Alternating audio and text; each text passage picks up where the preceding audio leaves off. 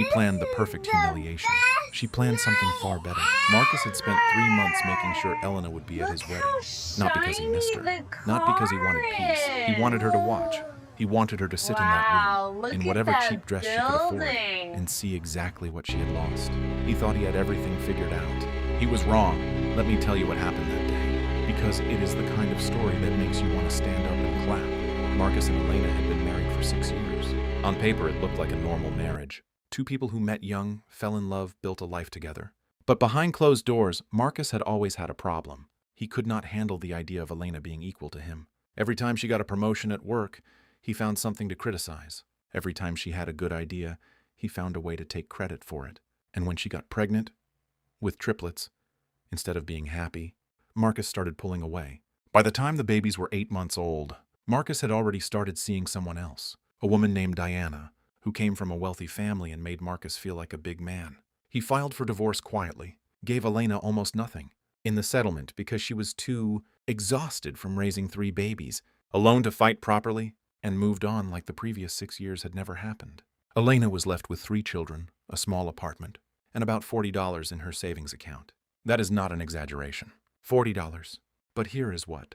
Marcus did not know about Elena. He had spent 6 years telling her she was not smart enough, not strong enough, not good enough. And when he left, something inside her shifted. That quiet voice he had been trying to silence for years.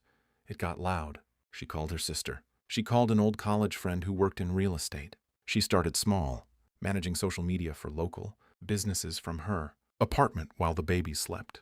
Then she took an online course, then another. Within a year, she had 3 clients. Within 2 years, she had a small digital marketing agency running out of her living room.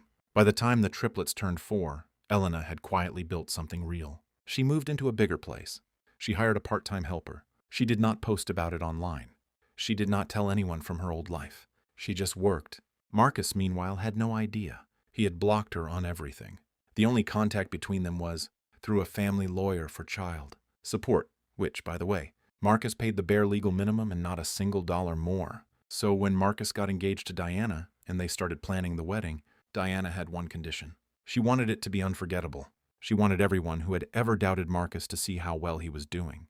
And Marcus, being Marcus, took that a step further. He personally made sure Elena received an invitation. He told Diana it was about the kids, that it was the right thing to do, inviting the mother of his children.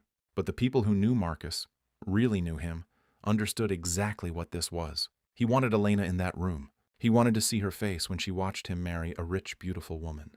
He wanted to win. Elena received the invitation and stared at it for a long time. Her sister told her to throw it in the trash. Her friend said the same thing. But Elena made a different decision. She called her assistant, booked a limo, and started getting ready. The wedding was held at a 5-star hotel on a Saturday afternoon. 200 guests. A live band. Flower arrangements that probably cost more than most people's rent. Diana looked stunning. Marcus looked pleased with himself. Which, if you know that type of man, you know is basically the same as his normal face, just with a suit on. The ceremony started.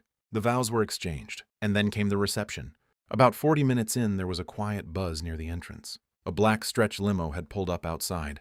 The doors opened and out stepped 3 small children, dressed beautifully, bright-eyed and laughing. And then behind them stepped Elena. She was wearing a deep navy dress, tailored perfectly. Her hair was done. She was calm. She was smiling. And she looked, there is really no other way to say this, like money. Not flashy, not trying too hard, just quietly, completely put together. The kind of woman you look at and think, she is doing just fine. Marcus saw her from across the room and the color left his face. Because the Elena he had been picturing for 3 years, the struggling single mother, the woman he had left with $40, did not exist anymore. She had been replaced by someone he did not recognize, someone who looked like she had moved on, so completely that showing up here was just something to do on a Saturday. The triplets ran to their dad first, because they were 4 years old and they loved their dad, because children are better than adults in every way. And Marcus hugged them stiffly while his eyes stayed on Elena. She walked over, greeted him politely, greeted Diana politely, and then found her seat. She talked to the other guests. She laughed at the right moments. She ate her food. She danced with her kids. She did not make a scene. She did not say anything cutting. She did not need to, because here is the thing about real revenge. It is not loud. It is just living so well that the person who tried to break you has to sit across the room and watch. Diana, to her credit, eventually came over and had a brief conversation with Elena. One of the guests later said, Diana looked more uncomfortable than Elena did. Which tracks, honestly. Marcus tried to approach Elena near the end of the night.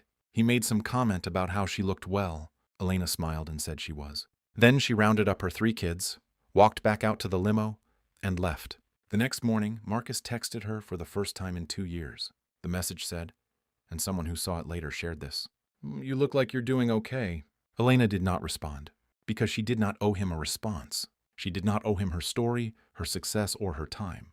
She had shown up, been dignified, let her life speak for itself, and gone home to her children and her business and her peace. The limo was not about showing off. It was a message, and the message was simple. You did not break me. You actually pushed me toward the best version of myself. So thank you for leaving. There are people in your life who think that when they walk away, they are taking something from you. Sometimes they are wrong. Sometimes the thing they think they took was the thing that was holding you back. Elena did not get lucky. She did not win some lottery. She made a decision in her hardest moment to keep going anyway.